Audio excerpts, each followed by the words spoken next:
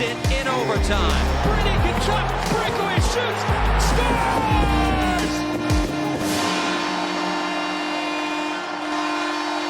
Welcome to Sens Talk. My name is Brandon and I am your host. We have some breaking news. In the last minute before the deadline, the Ottawa Senators beat the buzzer as they've made a trade with the Philadelphia Flyers. They have acquired center Patrick Brown from the Philadelphia Flyers for a 2023 sixth-round selection. Now, just a heads up, if you look up this guy on Google, it's not the politician. If you're an Ontarian, you'll know who I'm talking about, Patrick Brown, the Brampton mayor. It's not him who we're talking about. We're talking about Patrick Brown, the hockey player. So if you want to look up Patrick Brown's stats, you have to look up hockey after his name, because otherwise you're going to find out about an Ontarian politician.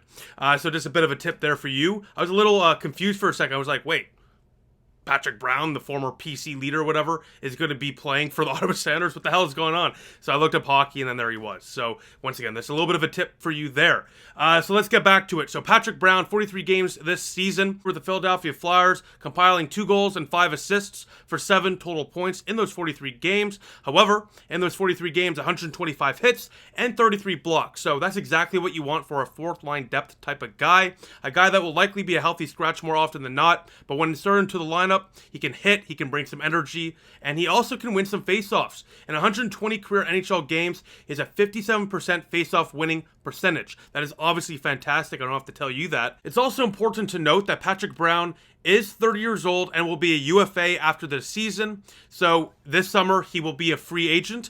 So this is purely a rental move for the Ottawa Senators. So Ottawa gets some depth here that brings some physicality, some energy, and can also win some faceoffs. So a guy like this can definitely go on, I don't know, the penalty kill, for example, if Kaslik or Gambrell are not cutting it. It's always good to have guys in your arsenal, we'll call it, through the middle, that can win a good amount of your faceoffs. 57% is a fantastic career faceoff win percentage. 120 career games. It's not a short sample size either.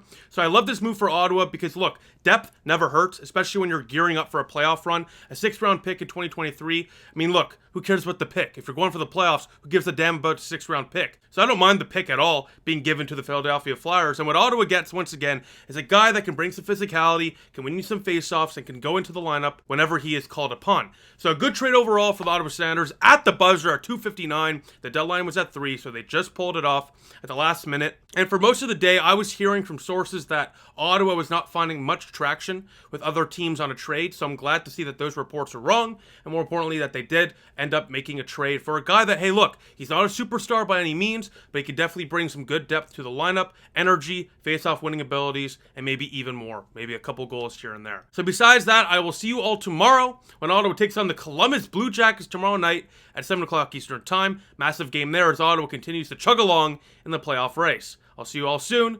Go Sens, go.